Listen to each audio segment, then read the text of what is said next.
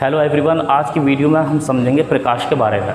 इसमें हम जानेंगे प्रकाश किसे कहते हैं, प्रकाश के सोर्स कितने हैं और प्रकाश के आधार पर वस्तु कितने प्रकार की होती हैं। प्रकाश के गुण को भी समझेंगे और प्रकाश की परिघटनाओं में एक परावर्तन भी घटना है, तो परावर्तन के बारे में भी समझेंगे। परावर्तन किसे कहते हैं, ये कितने प्रकार का होता है और इसके कितने नियम हैं। तो सबसे शुरू में समझते हैं हम प्रकाश के बारे में, मतलब लाइट। प्रकाश क्या है? ऊर्जा का एक रूप है जिसकी सहायता से हम वस्तु देख पाते हैं। अपने आसपास या संसार में जितनी भी वस्तु हम देखते हैं वो सब प्रकाश की सहायता से दिखती है। प्रकाश चाहे सूर्य का हो या टॉर्च का हो या बल्ब का हो, प्रकाश कोई सा भी हो, प्रकाश की सहायता से ही हम वस्तु देख पाते हैं। प्रकाश जबकि स्वयं दिखाई नहीं देता है। वस्तु जब भी हम देखते हैं तो प्रकाश पहले किसी वस्तु पर आपतित होता है, उसके द्वारा जो परावर्तित किरणें होती हैं वो हमारी आंखों में पहुंचती हैं और फिर उसके बाद हमें वस्तु दिखाई देती है। जैसे रात्रि के समय में हम किसी वस्तु को तलाशते हैं तो टॉर्च का प्रयोग करते हैं, तो टॉर्च की जो किरण होती है हम किसी वस्तु पर डालते हैं, न कि हम अपनी आंखों पर डालते हैं। अगर आंखों पर डालेंगे तो हमें कुछ भी नज़र नहीं आएगा, लेकिन हम जिस वस्तु को भी तलाशते हैं तो टॉर्च का प्रकाश हम वस्तु पर आपतित करते हैं और फिर उससे जो किरणें जाती हैं परावर्तित हमारी आंखों में, तभी हम वस्तु को देख पाते हैं। और ये प्रक्रिया क्षण भर की होती है, इसमें समय नहीं लगता, बहुत ही जल्दी ये प्रक्रिया हो जाती है। इसके सोर्स के बारे में समझते हैं। प्रकाश के जो सोर्स हैं दो हैं, प्राकृतिक और कृत्रिम। प्राकृतिक सोर्स में अगर हम देखेंगे तो प्राकृतिक सोर्स में सूर्य और तारे ये नेचुरल है, इन्हें किसी ने नहीं बनाया। प्राकृतिक जो नेचुरल या जो भगवान द्वारा, ईश्वर द्वारा बनाया हुआ है। और दूसरा जो सोर्स होता है उसका वो है कृत्रिम, जो मानव निर्मित होता है। जैसे कि मोमबत्ती से भी प्रकाश मिल रहा है, दिया जिसे चिराग बोलते हैं उसके माध्यम से प्रकाश मिल रहा है, लैंप उसके माध्यम से भी, विद्युत बल्ब, ये सब क्या है जो मानव निर्मित वस्तु हैं, वो सब क्या है कृत्रिम सोर्स हैं प्रकाश के। अब वस्तु को प्रकाश के आधार पर दो भागों में बांट देते हैं। एक दीप्त हो जाता है ल्यूमिनस, दूसरा हो जाता है अदीप्त नॉन ल्यूमिनस। दीप्त वस्तु ऐसी वस्तु होती हैं जो स्वयं प्रकाश उत्पन्न करती हैं, जैसे सूर्य, तारे, विद्युत बल्ब, ये स्वयं प्रकाश उत्पन्न करते हैं। ये कोई भी सूर्य का ऐसा नहीं है कि ये परावर्तन वाला प्रकाश हो, तारों का कोई परावर्तन प्रकाश या विद्युत बल्ब का, ये स्वयं प्रकाश उत्पन्न कर रहे हैं। दूसरे नंबर पर जो वस्तु हो जाती है अदीप्त, मतलब नॉन ल्यूमिनस, ऐसी वस्तु जो स्वयं प्रकाश उत्पन्न नहीं करती हैं, नॉन ल्यूमिनस कहलाती हैं। जैसे मेज़, कुर्सी, दीवारें। कोई मेज़ चमकदार या कुर्सी, दीवारें, इनसे कोई प्रकाश अगर परावर्तित होता है तो वो क्या है अदीप्त वस्तु, क्योंकि वो प्रकाश इनका नहीं है। सूर्य का प्रकाश या किसी भी चीज़ का प्रकाश इन पर आपतित होता है और फिर परावर्तित होकर हमें नज़र आता है, तो ऐसी वस्तु अदीप्त। जैसे चंद्रमा का जो प्रकाश होता है वो प्रकाश नहीं बल्कि परावर्तित किरणें होती हैं। सूर्य का प्रकाश चंद्रमा पर आपतित होता है, फिर वहाँ से किरणें परावर्तित होती जो हमें प्रकाश के रूप में दिखाई देती हो। तो चंद्रमा भी क्या है अदीप्त वस्तु है। इसके प्रकाश के हम गुण देखते हैं। प्रकाश के गुण, नंबर 1, वस्तु का दिखना। अभी मैंने बताया कि हम संसार में या अपने आसपास जितनी भी वस्तु हम देख पाते हैं प्रकाश की सहायता से ही हम वस्तु देख पा रहे हैं। प्रकाश का सीधी रेखा में चलना। प्रकाश जो चलता है, प्रकाश किरणें बिल्कुल सीधी रेखा में चलती है, ऐसा नहीं कि प्रकाश तिरछी बिरछी रेखा में चलती हैं। उसके लिए एक एग्जाम्पल, जैसे टॉर्च का प्रकाश होता है, रात के समय डालिए बिल्कुल आपको सीधा नज़र आएगा, ऐसा नहीं कि तिरछा होकर जा रहा प्रकाश। लेकिन प्रकाश किरणों को हम मोड़ सकते हैं, उसके लिए माध्यम की ज़रूरत होती है मोड़ने की। वो माध्यम क्या है ये भी मैं बताऊंगा।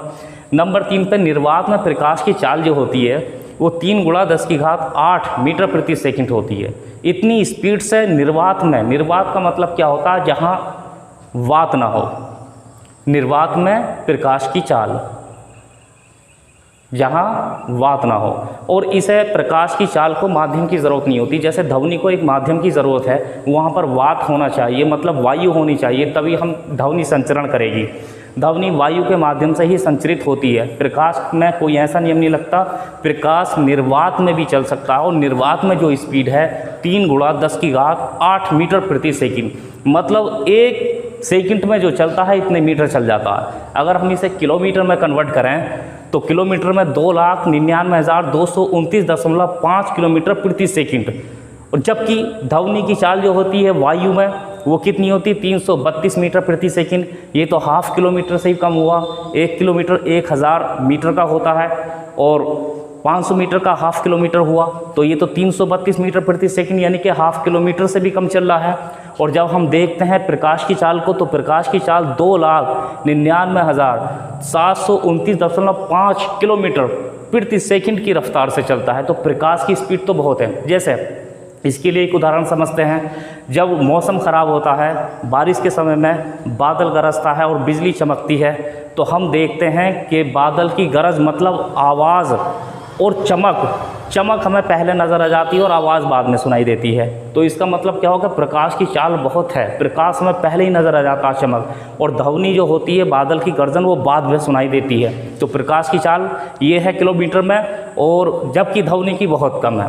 चौथे पॉइंट पर हम देखते हैं प्रकाश की परिघटनाएं, कि प्रकाश से संबंधित कौन सी परिघटनाएं होती हैं। जैसे कि दर्पणों द्वारा प्रतिबिंब का बनना, प्रतिबिंब जितने बनते हैं प्रकाश से, तारों का टिमटिमाना, ये भी प्रकाश की एक परिघटनाएं है। इंद्रधनुष के रंग, बड़े सुंदर रंग होते हैं इंद्रधनुष में, वो भी सब क्या है, प्रकाश की एक प्रक्रिया है, प्रकाश की परिघटनाएं। मरीचिका, जो रेगिस्तान डिज़र्ट होता है, डिज़र्ट में ऐसा लगता है कि जैसे हम दूर को देखते हैं तो वहाँ पर नदी तालाब नज़र आता है, पानी पानी नज़र आता है, या फिर पेड़ों की छाया नज़र आती है। ये क्या है, मरीचिका है, जो प्रकाश की परिघटनाएं हैं। चंद्रमा का चमकना, ये प्रकाश का परावर्तन। चंद्रमा जो चमकता है, जो रोशनी होती है वो चंद्रमा की नहीं होती, क्योंकि चंद्रमा अदीप्त वस्तु है, इसके अंदर स्वयं प्रकाश नहीं होता। ये सूर्य के प्रकाश को परावर्तित करके धरती तक पहुंचाता है। प्रकाश को मोड़ना, प्रकाश को मोड़ने का मतलब क्या है, परावर्तित करना। प्रकाश का परावर्तित, प्रकाश का परावर्तन हो सकता है, किसी उसे माध्यम की ज़रूरत होती है। प्रकाश सीधी रेखाओं में चलता, लेकिन चिकने पृष्ठ पर किसी प्रकाश को आपतित करेंगे तो वहाँ से लौट जाएगा, वो मुड़ जाएगा। या भी फाइबर तंतु के माध्यम से प्रकाश को मोड़ा जा सकता है। फाइबर तंतु वो होते हैं कि एक प्लास्टिक के बारीक बारीक से तार होते हैं, फाइबर के बारीक बारीक तार होते हैं, या फिर मोटे भी हो सकते हैं। उस पर अगर हम प्रकाश अगर आपतित करेंगे और उन तंतुओं को किसी भी दिशा में मोड़ेंगे तो प्रकाश मुड़ जाएगा। यानी कि प्रकाश को मोड़ सकते हैं, लेकिन कुछ माध्यमों की आवश्यकता होती है। तो इस प्रकार ये प्रकाश के गुण हुए। अब इसी परिघटनाओं में प्रकाश को मोड़ना या फिर प्रकाश का परावर्तन, हम इसे थोड़ा डिटेल से समझते हैं। तो सबसे शुरू में समझते हैं प्रकाश का परावर्तन, रिफ्लेक्शंस ऑफ लाइट। क्या है प्रकाश का परावर्तन? प्रकाश का किसी चिकने पृष्ठों से टकराकर वापस उसी मार्ग में लौट आने की क्रिया को प्रकाश का परावर्तन बोलते हैं। वो चिकना पृष्ठ मेज भी हो सकती है, कुर्सी भी हो सकती है, वो जूता भी हो सकता है लेदर का जिस पे चमक हो, किसी भी चमकीले पृष्ठ पे, जिससे कि वो दर्पण भी हो सकता है, दर्पण पर प्रकाश आपतित करो, दूसरी किरण वापस जाएगी। तो प्रकाश क्या है, किसी चिकने पृष्ठ पर टकराकर वापस उस मार्ग में, उसी मार्ग में लौट जाना, क्या है, प्रकाश का परावर्तन होता है। इसे चित्र के माध्यम से समझते हैं प्रकाश के परावर्तन को, रिफ्लेक्शंस ऑफ लाइट। एक चित्र दिया हुआ है जिसमें m और m डैश क्या है, एक दर्पण है, मतलब मिरर है, और मिरर की ये कलई सतह है और ये चिकना पृष्ठ है जहाँ से रिफ्लेक्शन होगा। यहाँ पर बिंदु B है जिसे आपतन बिंदु बोलते हैं, और आपतन बिंदु पर डाला गया ये अभिलंब है। ये हमारी किरण जो है आपतित किरण जो किसी चीज़ पर पड़ रही है किरण, आने वाली किरण और बिंदु B पर आपतित हुई है, और यहाँ से लौट कर जाने वाली ये परावर्तित किरणें हैं। ये हमारा परावर्तित का एक चित्र है। और देखिए यहाँ पर आपतन कोण, ये परावर्तित कोण। आपतन कोण जितना बड़ा है सेम इतना ही बड़ा हमारा क्या है, परावर्तित कोण है। ये परावर्तन भी दो प्रकार का होता है, रिफ्लेक्शन दो प्रकार का होता है। नंबर एक नियमित परावर्तन, रेगुलर रिफ्लेक्शंस, और नंबर दो पे जाता अनियमित या विस्तृत परावर्तन। विस्तृत का मतलब फैला हुआ या फैल जाना।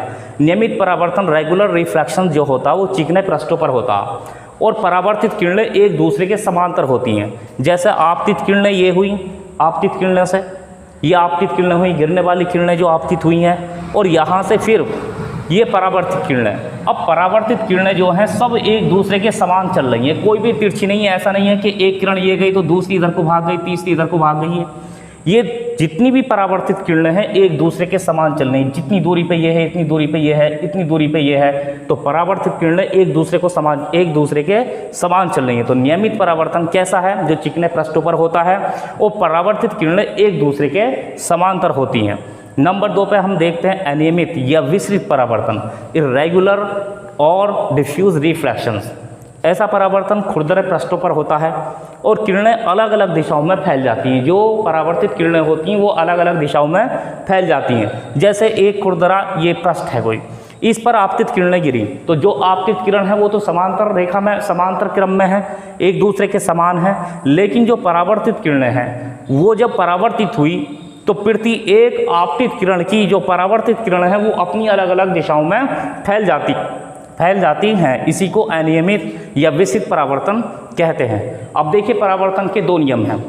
नियम नंबर 1, इसमें क्या दिया है, आपतित किरण, परावर्तित किरण तथा आपतन बिंदु पर डाला गया अभिलंब एक ही तल पर हैं या एक ही पृष्ठ पर होते हैं। जैसे ये क्या है, एक समतल दर्पण है और इस पर डाली गई आपतित किरण और यहाँ से परावर्तित किरण और बिंदु बी पर डाला गया अभिलंब, ये तीनों क्या है, एक ही पृष्ठ पर है। पृष्ठ क्या है, हमारा मिरर है, समतल दर्पण। आपतित किरण भी यहीं पर और यहीं से जो परावर्तित किरणें निकली इसी पृष्ठ से, और इसी पृष्ठ पे हमारा अभिलंब डाला गया। तो पहला नियम क्या हुआ हमारा, आपतित किरण, परावर्तित किरण और अभिलंब पर बिंदु बी पर, आपतन बिंदु पर डाला गया अभिलंब, तीनों एक ही पृष्ठ पर हैं। तो नियम नंबर 1। और दूसरा नियम देखते हैं कि आपतन कोण सदैव परावर्तित कोण के बराबर है। जैसे कि जितना सेक्शन ये है हमारे कोण का, इतना ही सेक्शन हमारा ये है, यानी कि जितने कोण हमारा, जिस साइज़ का कोण ये है, इसी साइज़ का कोण हमारा ये है। आपतन कोण और परावर्तित कोण साइज़ में बिल्कुल बराबर हैं। तो इसीलिए हमने क्या, आपतन कोण आई से मतलब इंसिडेंट, सदैव परावर्तित कोण आर मतलब रिफ्रैक्शंस के बराबर होता है। तो कोण आई बराबर कोण आर, यानी कि एक दूसरे के इक्वल हैं। वो इस कंडीशन में भी आप देख सकते हैं। तो इस प्रकार से ये परावर्तन के नियम हुए। और यहाँ पर हम इस वीडियो में समझे प्रकाश और प्रकाश के परावर्तन, इसके गुण और इससे संबंधित जितनी भी नॉलेज है जो संक्षिप्त है वो मैंने इसमें दी है। उम्मीद है आपको ये समझ में आया होगा। तो इसी के साथ मैं इसे समाप्त करता हूँ। मिलते हैं नेक्स्ट वीडियो में किसी नेक्स्ट टॉपिक के साथ। तब तक के लिए बाय, धन्यवाद।